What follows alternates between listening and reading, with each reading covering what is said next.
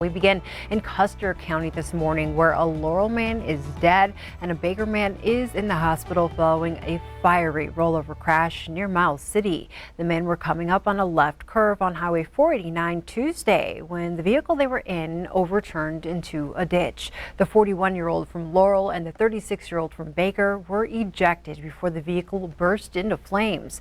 The Montana Highway Patrol couldn't figure out the make or model of the vehicle, saying it was charred to the point of being unidentifiable.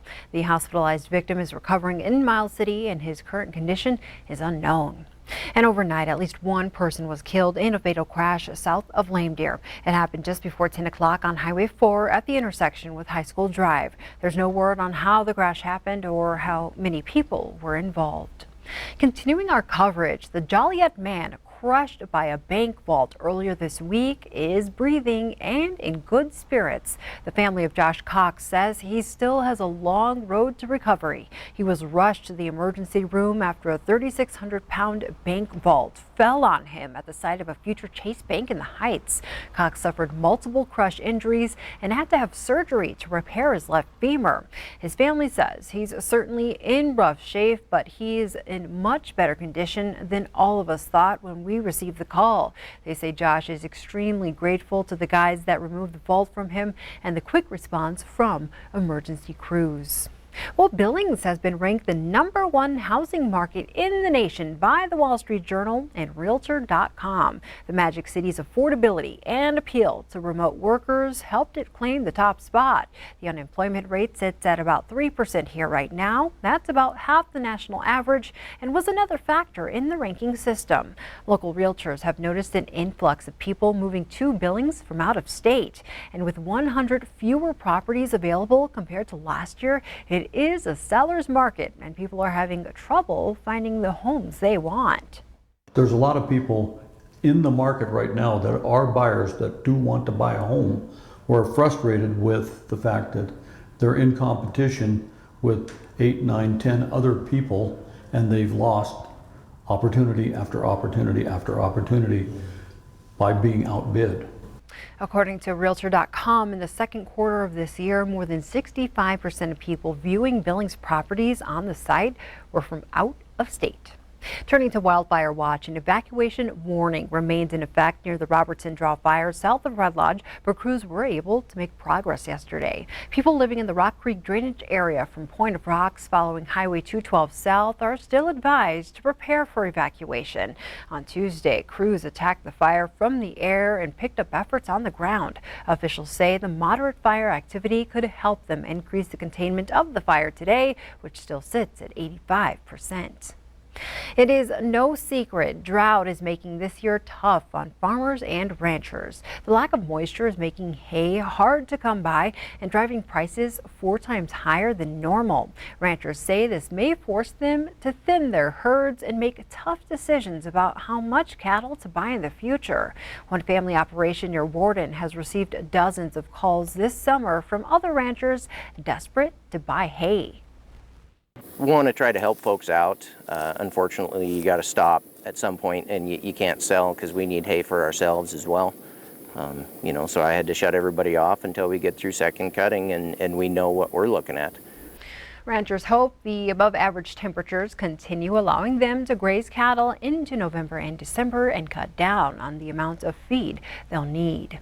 And drought isn't just a Montana problem. The severe weather is hitting much of the U.S., leading to hundreds of fires out west. CBS's Laura Podesta shows us the worst of the nation's weather woes, including flash flooding in Colorado.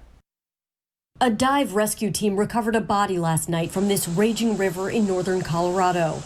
The Larimer County Sheriff's Office reports 2 people are missing after flash flooding took out bridges and littered roads with debris. We stopped and alerted some fishermen that were in the river that it was coming really fast. James Zarnecki saw the river overflow late Tuesday and rushed from campsite to campsite, warning dozens of people downstream. They were definitely in a position where if they didn't get some sort of warning, they could be in peril. Officials had issued an emergency order to evacuate after heavy rains hit the area, which is prone to mudslides and debris flow due to recent wildfires. It was completely black. The river is completely black and just rising like crazy.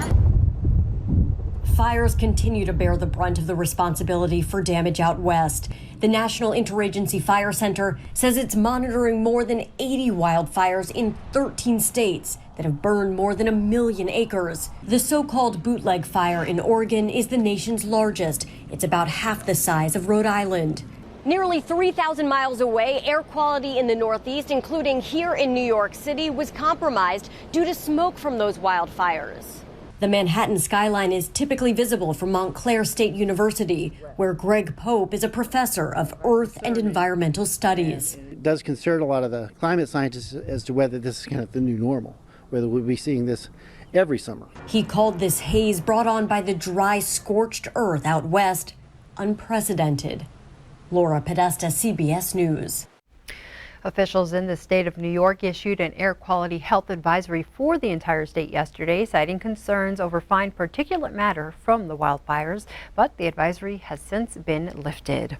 Over in Missoula County, Republicans are questioning local election officials after they say there is no paper trail for thousands of ballots. The Missoula County Election Integrity Project counted the submitted affirmation envelopes, which contain a ballot and have the verified signature of the voter. They say they ended up with 4,600 fewer envelopes than Missoula County reported in the 2020 election.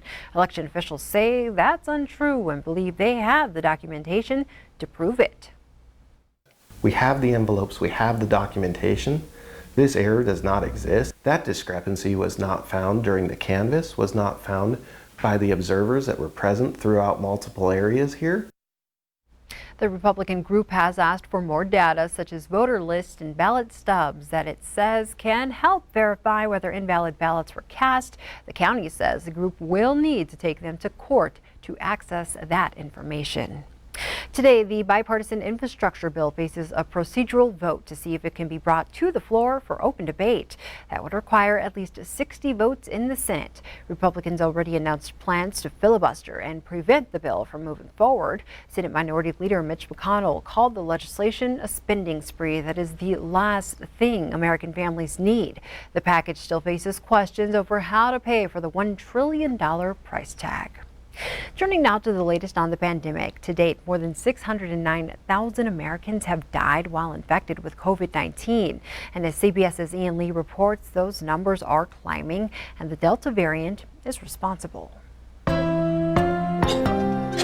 Delta variant of COVID-19 is running rampant, especially through unvaccinated Americans. The CDC says the new variant now accounts for more than 80% of new cases. Delta variant is sneaky, it's a beast, and it has figured out why you are no longer that person who's going to be fine. Dr. Catherine O'Neill is an infectious disease expert in Louisiana, a state which has one of the lowest vaccination rates in the country. If you don't choose the vaccine, you're choosing death. 46-year-old Brandon Hayes, who was unvaccinated, recently died of COVID. I really was suffering. His mother asked the hospital in Baton Rouge to offer vaccines at his funeral. 3 people took up the offer. She wants other mothers not to experience the same pain that she's feeling. Yesterday, Louisiana Representative Steve Scalise, the number 2 Republican in the House, announced that he received his first dose. Scalise called the vaccines safe and effective and joined a growing number of Republicans now urging their constituents to get their shots. Ignore all of these other voices that are giving demonstrably bad advice. Nationwide, vaccination rates have plunged since the middle of April. We're having to basically convince people one at a time that the vaccines are safe. According to the CDC, less than half of the country is fully vaccinated against COVID-19. Ian Lee, CBS News. A new lab study found the Johnson & Johnson vaccine has lower levels of protective antibodies against the Delta variant compared to the Pfizer and Moderna vaccines, but it is unclear if the shot still provides enough protection or if a booster will be needed. A White House official and an aide to House Speaker Nancy Pelosi have tested positive for COVID-19. Both have been vaccinated and reportedly came into contact with a group of Texas lawmakers who traveled to Washington last week to make a political point. Those Texas legislators are trying to contain a COVID outbreak of their own. The spread forced the White House to defend its own COVID protocols, adding the infected staffer is now working off-site and showing mild symptoms. Another former advisor to President Donald Trump Trump has been arrested. Tom Barrack is charged with illegal foreign lobbying on behalf of the United Arab Emirates. Prosecutors say between 2016 and 2018, the 74-year-old used his access to Trump to try and influence foreign policy positions. Barrack was chairman of the former president's inaugural committee. In response to the high-profile proceedings of Britney Spears, 2 House members introduced legislation to protect people under legal conservatorships. The Free Britney Act would allow people under the conservatorship the right to ask that their court-appointed guardian be replaced with someone without a financial interest. Current laws require proof that fraud or abuse has happened before asking for a change. The proposal would also assign an independent caseworker who must verify no conflict of interest to monitor for signs of abuse. And wrapping up our news this Wednesday, the mayor of Worland, Wyoming has declared today Alva R. Krogman Day in honor of the Vietnam veteran whose remains made it back to Wyoming on Monday. First Lieutenant Krogman's plane was shot down flying a scouting mission over Laos in 1967. It took years of searching, but his family was finally able to bring him back to the cowboy state after a scientific recovery expert identified his remains in 2019. Krogman will be laid to rest today at Riverview Memorial Gardens. Governor Mark Gordon is calling for flags to be flown at half-staff across Wyoming to honor Krogman's sacrifice. Now we're glad he has finally made it home, and it's just amazing how long this process takes and that they're still discovering remains out there. Absolutely, yeah. All right. My dad served 2 tours in Vietnam, so that one kind of hits close to home there. So. Yeah. All right. Well, good morning, everyone. Happy Wednesday. Let's get over that hump together into the weekend as closely as possible. Headline, going to be hot, not much rain. We do have a chance of rain for the next couple of days, but not big downpours for most of us. In fact, a good portion of the area probably not going to see a drop. We're going to hold on to those spotty showers tomorrow, and then we're dry Friday through the weekend. A little bit of good news, just a little hazy out there this morning. We're looking at some light smoke, maybe a little thicker the further east you go. We're looking at fair conditions in terms of our air quality today here in the Magic City, but then it shifts tomorrow, getting back to about poor when we anticipate the winds trying to bring that smoke back into the area. 67 right now at the airport, humidity's down to 76%, winds out of the southwest at about 14 miles an hour. Take a look at temperatures quickly across our viewing area. We've got 50s, 57 in White Sulphur Springs, 60 in Harlingen, we're here at 61. We've got 62 in Columbus. Already got some 70s, 73 in Forsyth, Broadus at 71, and Miles City at 75. Glendive sitting at 71. Across the state right now, moving west to east, 50s, 60s, and 70s. We've seen a little bit of rain, spotty showers that might turn more widespread in spots. For us, I just think we're going to get some isolated showers today. We do have these weak pulses of energy to our north and to our west, and that's where we have our better opportunity today of possibly seeing some severe weather. Now, we have a cold front that's coming in tomorrow night through Friday. Ahead of that, it's going to give us a chance of more rain out ahead of that. And then on the back end of that, we've got some drier air. So Friday through the weekend, those dry conditions do return. Okay, so those little pulses of energy to our west and north, there we go. That's where we have our best chance of seeing a marginal risk of severe weather today through the evening. What are we looking at? Well, gusty winds, 40 miles an hour, if not more, and we could see some small hail. Now, this will migrate off to the east tomorrow ahead of that cold front.